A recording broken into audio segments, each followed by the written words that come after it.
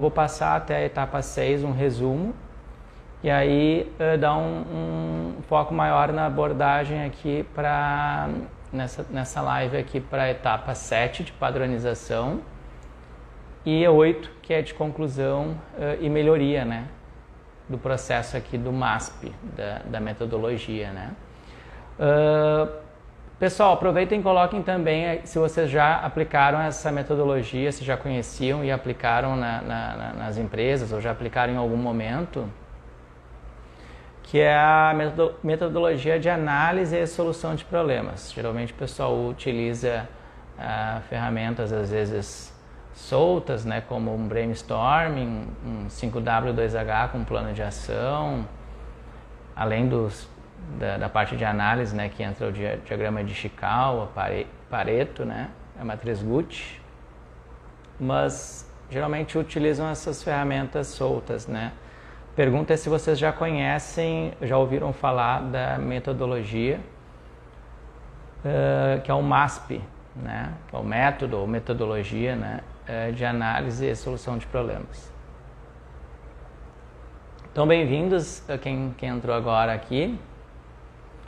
Sou Marcelino, então aqui estamos implantando o 8D como ferramenta de análise. Muito bom. Tem algumas ferramentas também que o pessoal utiliza dentro da metodologia Six Sigma, que também entra no ciclo depois de melhoria, né, de correção, melhoria, né, dentro das fases do DMake, né, do Six Sigma, ou dentro do PDCA, do ciclo PDCA das fases, né. E geralmente as metodologias elas utilizam então este método, né, este caminho com uma sequência de ferramentas, né, de etapas. E isso já é utilizado no Brasil desde a década de 80, né? Foi muito utilizado no Japão, assim como nos Estados Unidos, né, quando se fala em Lean, Six Sigma, né, e no Japão também. No caso do MASP, então foi trazido para o Brasil na década de 80 e aplicado nas empresas, né? E de todos os portos, segmentos, né? Então é muito bom aí a contribuição pessoal, informando então que como ferramenta de análise está usando o 8D e a gente vai abordar aqui, vai passar as etapas, né, até a etapa 6, para então aprofundar ali na etapa de padronização, né. E é importante, né, muito importante dessas etapas da metodologia se cumprir a sequência, cumprir a integração de ferramentas, porque o que acontece? Muitas vezes o pessoal, no P do PDCA, falando aí da parte do MASP, tem uma parte muito forte na análise, né, e bem importante. Mas com certeza a parte de identificação ela é uma parte do problema crucial, porque ela tem uma saída que é a entrada para a etapa 2, que é de observação. A etapa de observação tem uma saída que é a entrada para a etapa seguinte, que é de análise.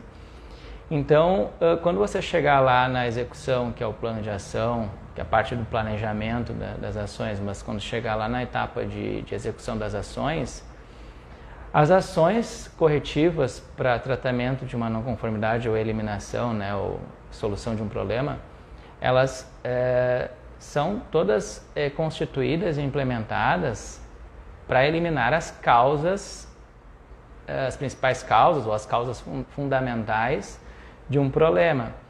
Então, se você identifica a causa raiz ou as principais causas, você vai atuar nessas causas.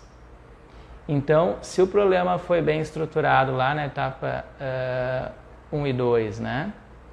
Na observação, e aí chegou na etapa 3 de análise, bom, aí quando eu for aplicar uma ferramenta de análise de causa e classificação de causas, com certeza o meu plano vai ser assertivo, tem mais chances de eu ter sucesso e eficácia, né, nas ações, como já é também bastante comum nas empresas sempre quando implementam ações, né? Ou seja, a ação de fato eliminou as causas, ela foi eficaz, né? Então esse questionamento é crucial para cada ação.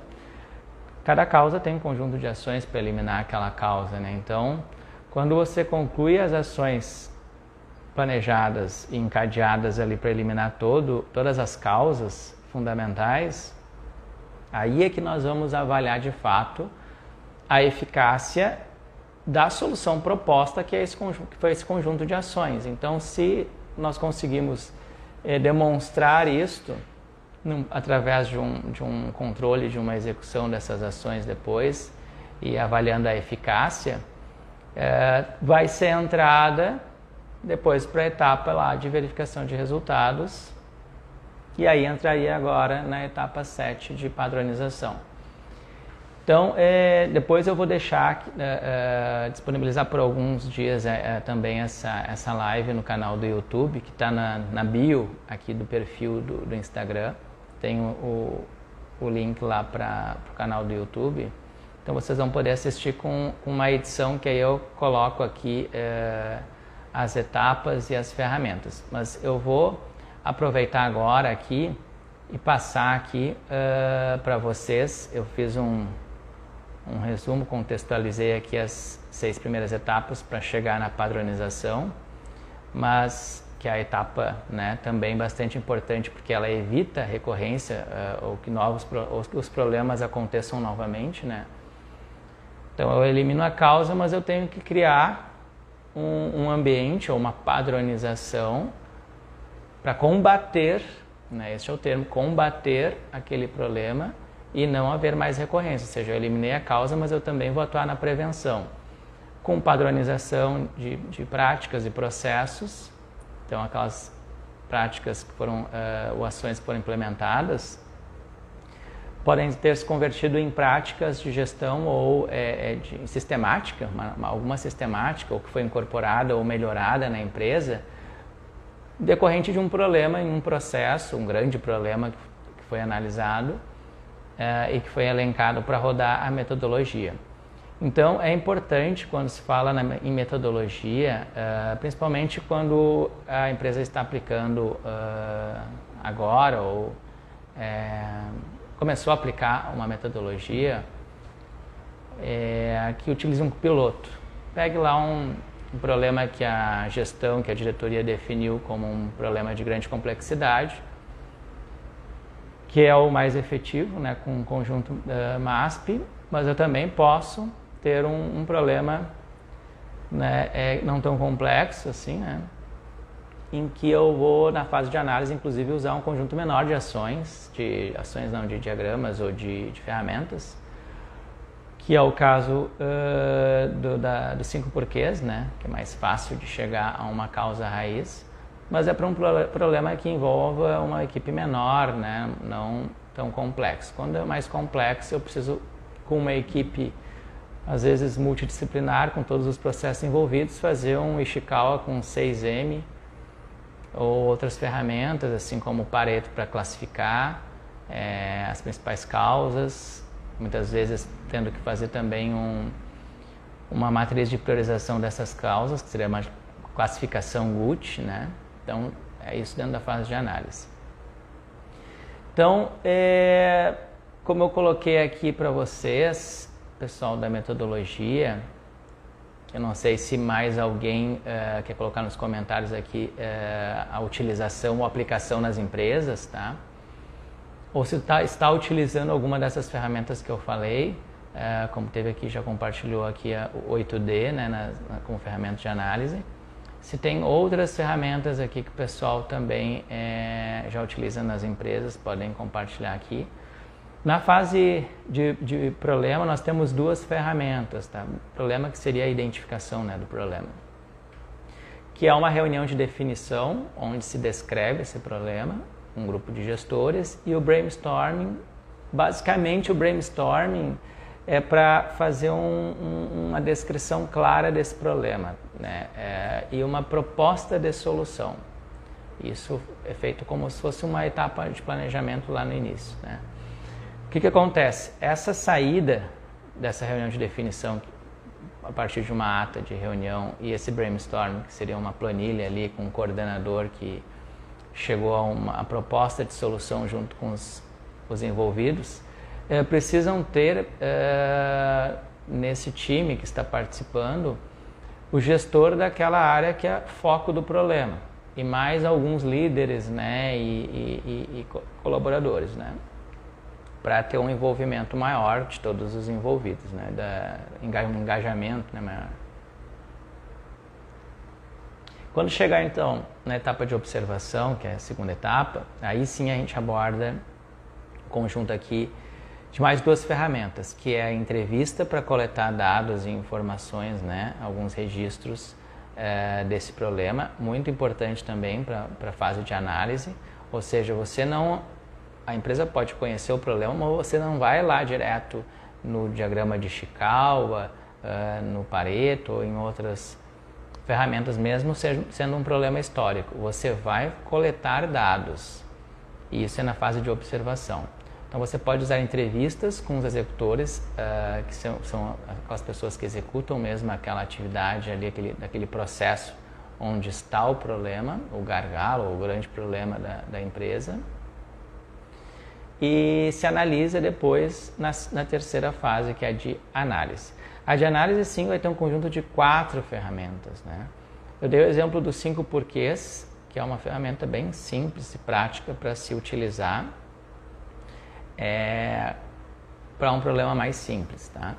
Depois o diagrama de Ishikawa, diagrama de Pareto e aí uma matriz Gucci. Problemas mais complexos geralmente se utilizam 2 ferramentas combinadas. Ou seja, eu vou fazer um Ishikawa com uma equipe e usar junto com a matriz de priorização ali, uma matriz de gravidade, urgência e tendência, para ter uma classificação de causas, ou seja, eu não vou atacar todas aquelas causas, porque tem causas que eu não vou precisar de despender tempo e recursos nela, porque o foco vai estar em causas, né, com uma classificação maior, ou seja, eu vou atuar para eliminar aquelas principais causas, né? Então é importante a etapa de análise por causa disso, né? Ou seja, se eu tiver bem claro o problema e analisado as causas, bom, aí eu consigo fazer um bom plano de ação, elaborar um bom plano de ação. E também tem que ter envolvimento dos gestores, com uma coordenação, né, os gestores, e vai ter um conjunto de envolvidos responsáveis por essas ações, né? Depois desse plano de ação ele precisa ser comunicado, né? Então ele vai ser compilado, ali vai ser comunicado então para todos esses envolvidos, né? Então depois da etapa do plano de ação, que é a 4, aí entra na execução de ações propriamente dito, que vai ser através de uma planilha de controle. Então é a 6ª ferramenta que se utiliza, que é a planilha de controle. O que é? Nada mais é do que o 5W2H, né, que é o que, quem, quando, onde, porquê, quanto, como, né, realizar. Então aqueles 7 campos, mais algumas colunas, na verdade, né, que teria a coluna de eficácia, se foi eficaz sim ou não, com uma avaliação dessa eficácia, pode ser uma observação, um comentário, né, nessa planilha. E precisa ter a situação com uma sinaleira. Isso é uma planilha de controle. Os gestores vão poder acompanhar semanalmente ou quinzenalmente, enfim, essa planilha, o status, qual é a situação daquele plano de ação que está sendo adotado e implementado pela empresa, né? Então essa é a planilha de controle. E aí sim chegamos na etapa de verificação, né? Que a ferramenta seria basicamente uma reunião de avaliação de resultados. Então, uma ata de reunião com uma avaliação de como é que foi implementado, se de fato a eficácia foi avaliada para todas as ações. Essa etapa é feita quando eu já concluí todas as ações do plano. Se eu tenho um conjunto de 30, 40 ações, então é nesse sentido. Que a avaliação é feita, né? De eficácia e de conclusão do plano antes de entrar na etapa seguinte, né? Eu estou fazendo esse resumo das primeiras etapas e quero perguntar para vocês se vocês estão tendo contato, de repente já ouviram falar, pesquisaram um pouco já sobre MASP, Se vocês têm alguma dificuldade nessas 6 primeiras etapas, se vocês entenderam essas 6 primeiras etapas ou tem alguma dificuldade nas empresas aí que vocês atuam ou já tiveram, né, em alguma empresa, alguma dificuldade no sentido de, olha, na etapa de análise realmente é um problema, ou olha, lá na etapa de classificação dentro da análise, né, das causas, se tiveram ou não problema utilizando uma matriz Guth, ou se já realmente utilizaram uma matriz para classificar. Muitas vezes as empresas usam o diagrama de Pareto, né? Tem um conjunto de indicadores com desvios, falhas, causas, né, já elencadas, históricas daquele problema, e aí consegue fazer um 80-20 ali, né, da questão dos 80% do problema está em 20% das causas. Então, se eu tenho um conjunto de 6 causas, por exemplo, nas 2 primeiras, as 2 que tiver maior frequência ou incidência, se eu chegar próximo, acumulando ali a 80, eu já vou ter um bom foco para atacar, né, para atuar naquelas causas. Geralmente para classificar, né, priorizar causas, né. Então é muito comum o pessoal usar Pareto e Ishikawa também, 8D, como foi colocado aqui. Tem versões de Ishikawa que utiliza 4M mais simples, né, por exemplo, método, mão de obra, máquina, né, e meio ambiente. Aí tem o 6M, que acrescenta mais temas, grupos de causa, e o 8M, né? Então eles vão ser ferramentas mais completas e por causa disso mais complexas também, né?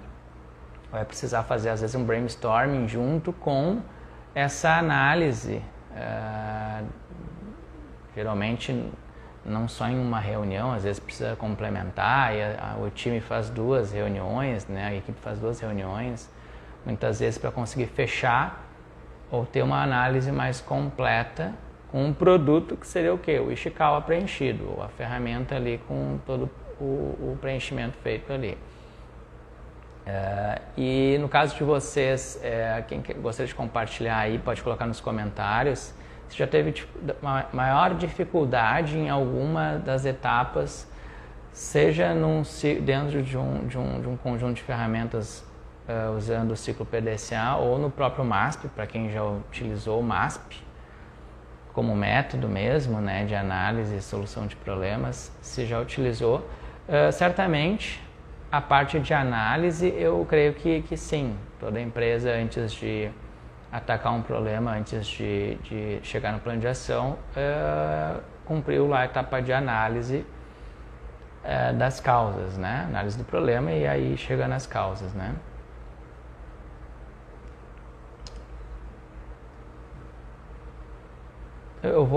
Podem colocar nos comentários aqui, depois eu posso, eu vou seguir aqui, depois eu posso olhar os comentários aqui. Porque eu quero falar da padronização agora, pessoal. O que vocês entendem por padronização, né? Independente quando se fala em padrão, ter um padrão, né? Quem gostaria de compartilhar aqui no comentário, o que entende por padrão? Ter um processo padronizado, quer dizer o que ele é feito sempre da mesma forma? O que seria uma padronização para vocês? Dando o exemplo aí de uma padronização de processo. Ou seja, seria eu descrever, por exemplo, uma atividade, uma sequência, né, de atividades daquele processo.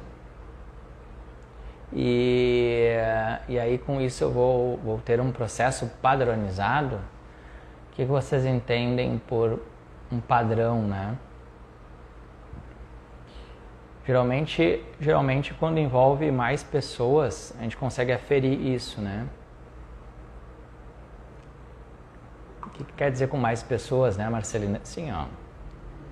Uma atividade que é realizada por 3 pessoas, em turnos diferentes, ou em unidades diferentes, ou seja,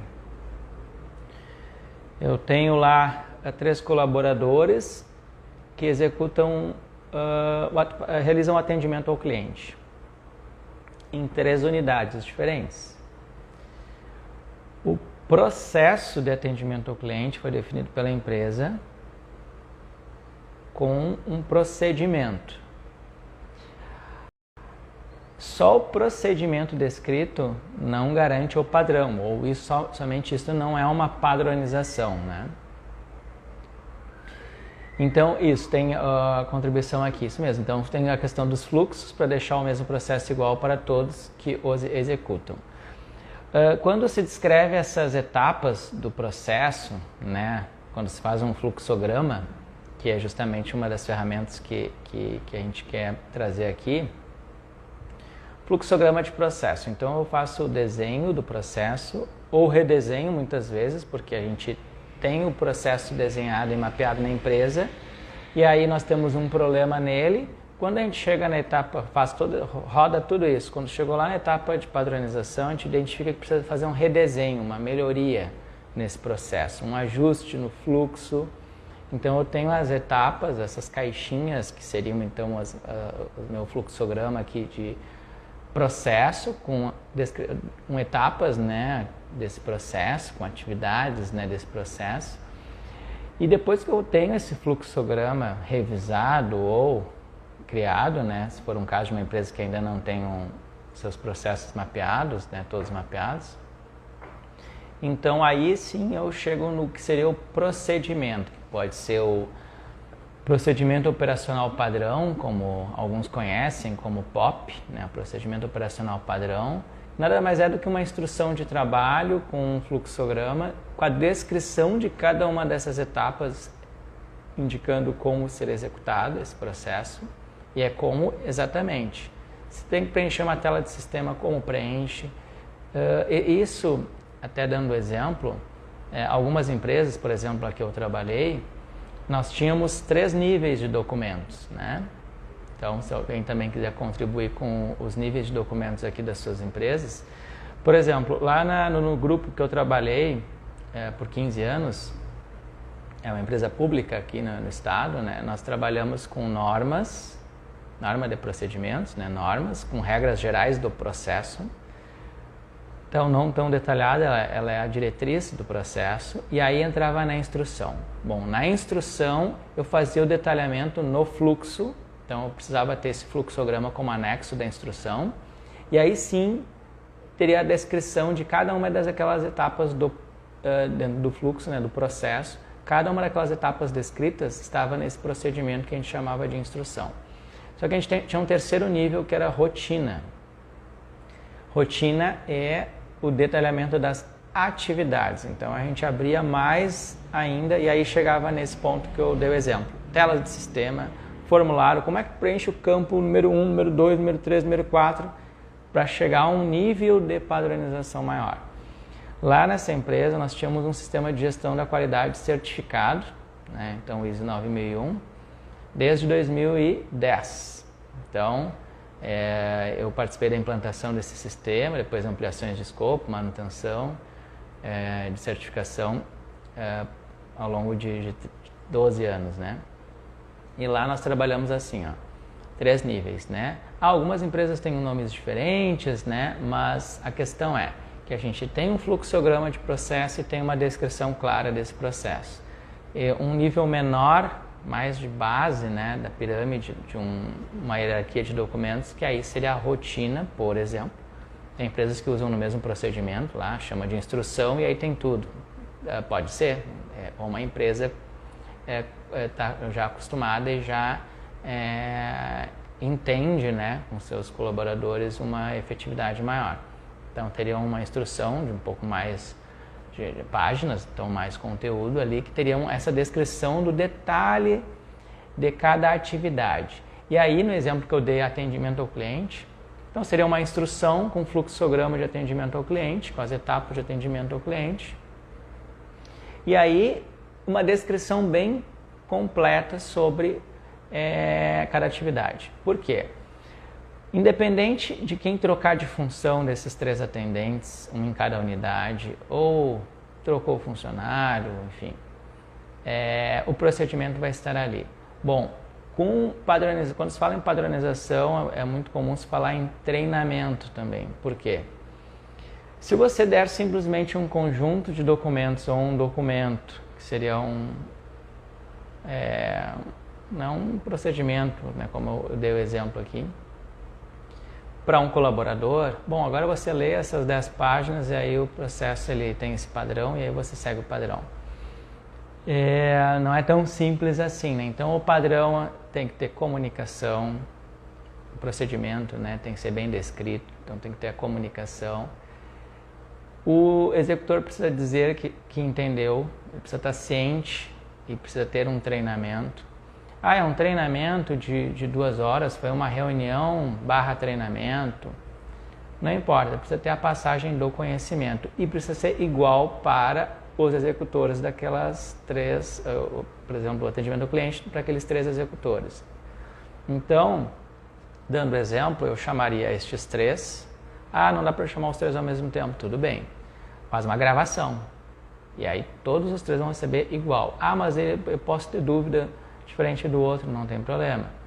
Faz o que seria uma replicação do treinamento, anota todas as perguntas, responde as perguntas, ficou claro? De repente isso aqui pode ser a dúvida do outro colega, vai lá, reforça, formata um treinamento e aí passa esse treinamento formatado para os colaboradores. O mesmo treinamento, precisa ser igual.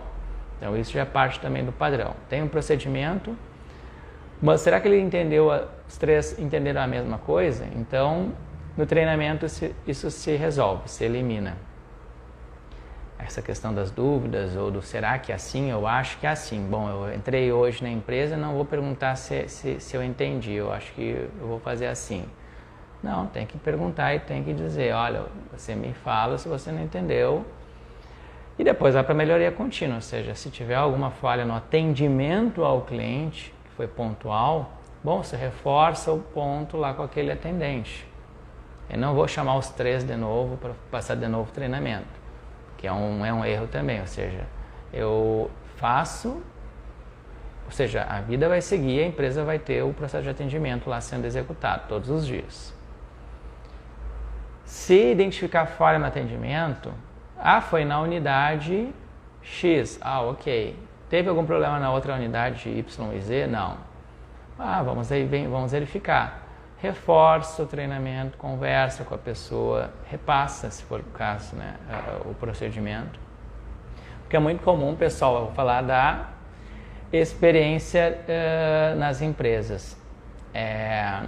Passar o procedimento para os executores e eles olharem no início, depois nunca mais olharem aquele negócio, tá? Por que isso acontece? Bom, no dia a dia ali, ele vai dominando aquela atividade e, às vezes, até criando vícios naquela execução de atividade, que está desviando do padrão. Como é que a gente identifica isso? Em auditorias. A auditoria interna não faz parte do conjunto, né, de etapas do MASP, mas a padronização faz. Então, se a empresa já tem práticas de realizar auditorias internas, ótimo. Inclui essa ferramenta, porque a auditoria interna é uma ferramenta, né? Com uma saída, com um produto que seria um relatório de auditoria interna. Então, é importante entender a auditoria interna como uma ferramenta de gestão, ou seja, ela vai me ajudar a corrigir, a melhorar. Empresas que têm auditoria interna já estão acostumadas, as que não têm precisam implementar isso, porque facilita muito na manutenção do padrão. Então, o padrão é isso, é um conjunto, né, se for pensar, de ações. Não é só eu elaborar o procedimento e enviar um e-mail ou colocar no sistema para o pessoal acessar. Eles vão acessar no início, quando tiver alguma dúvida, vão lá olhar, depois vai ficar, vai entrar, né, no sangue, como se diz no procedimento daquele executor, ele não vai mais olhar aquele procedimento. Se é um procedimento muito detalhado, com muitas telas de sistemas que têm que ser preenchidas, realmente vai ter consultas daquele procedimento, vai ter perguntas para um supervisor, para um líder lá no início. Mas é importante isso estar no procedimento, sempre ele precisa estar sendo revisado Você não faz um procedimento e esquece ele. Não é assim, tá? O gestor, o BPO, o dono daquele processo, né? Ele precisa revisitar. Tem empresas que definem essa revisão de procedimento a cada ano e a cada 2 anos, muitas vezes, tá? Por que revisão em 2 anos, Marcelo, não em 1 ano? Porque o procedimento ele pode ter ajustes, melhorias. O processo de atendimento ao cliente não mudou, mas daqui a pouco tem um ajuste, uma melhoria no procedimento a ser feito, uma descrição mais clara. Os próprios atendentes, dando esse exemplo aqui do atendimento ao cliente, podem e têm contribuições muitas vezes, ou seu supervisor, seu líder ali, né, no local, naquela unidade. Também pela prática e experiência a gente já viu muito isso, né? Ou seja, o próprio pessoal da base tem contribuições para um procedimento. Às vezes eles também não entendem, por que eu executo isso aqui desse jeito? Eu geralmente faço assim. Ok, tu tá tendo um desvio aqui do padrão, que é esse procedimento. O padrão ele passa a ser o critério, né, do processo padrão, né? Ou seja, um procedimento que é para ser seguido. Mas tá chegando no resultado final, mas você desviou aqui, né? Mas avalie isso aqui para ver se não é melhor, porque eu estou ganhando 2 minutos no meu atendimento fazendo isso quando eu atendo um cliente. Aí eu anoto aquela informação, quer dizer que ele está fazendo um atendimento mais eficiente e no fim chega no mesmo resultado. Tem que cuidar o processo, claro, para não ter desvio, né? Mas se ele está cumprindo as etapas e está fazendo um pouquinho diferente do padrão, é um desvio, ok? Revisa o procedimento, vê se aquilo é pertinente e aí numa revisão o procedimento vai estar contemplando aquele ajuste, aquela melhoria naquela etapa ali, naquela atividade que o atendente executa. Então esse é um exemplo semelhante ao que eu já também presenciei nas empresas, né?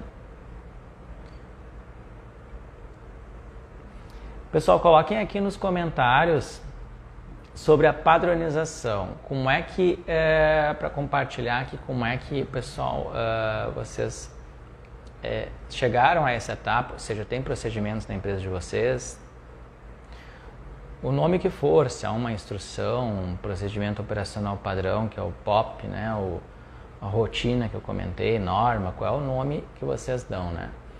É importante aqui, e para quem entrou também agora há pouco, né, sejam bem-vindos e a gente está abordando aqui nessa troca também práticas de como as empresas executam, né, no dia a dia ali a solução de um problema. Se for pensar, toda empresa todos os dias tem problemas. A questão é da rotina, aqueles problemas que a gente identifica e resolve, e aqueles que são sistêmicos ou que são complexos. E é desses que a gente principalmente está abordando aqui.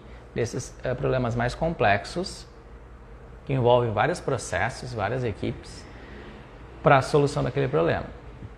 E problemas que geralmente eles passam a trazer um grande prejuízo, né? Às vezes, com repercussão lá no cliente, às vezes, algum problema mais grave, assim, com relação ao negócio da empresa. Então, quer dizer que esse tipo de problema é um problema complexo, um problema que a empresa vai investir nos seus colaboradores e gestores, ou às vezes em uma consultoria, para implantar aquela metodologia para treinar a equipe, né, e aí manter aquele conhecimento depois na empresa.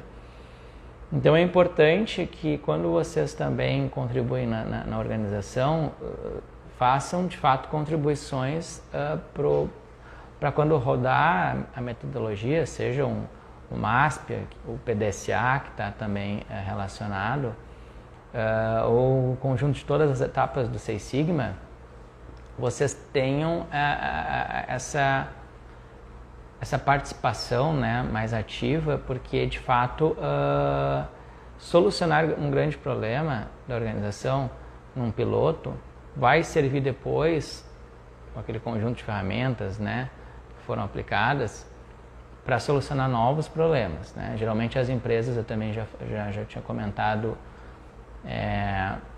outro dia, na outra aula, com relação a projetos, né? Muitas vezes o problema ele é complexo, que a solução proposta vai se estruturar em um projeto. Esse projeto vai ter um conjunto nessa estrutura lá de ações também, né? Com prazos, né? E com seus riscos todos mapeados, mas vocês pensem o MASP como a metodologia. Ou seja, se eu tiver um projeto que precisar ser feito para solucionar aquele problema, eu vou monitorar esse projeto com o gerente de projeto, mas eu tenho que encaixar ele dentro do MASP para eu poder chegar depois nessa etapa que a gente está falando agora, porque o projeto ele tem fim, ele vai encerrar, e depois o que ficam? Os processos. O projeto ele tem um início e tem um meio e um fim. Então, um processo é que é perene.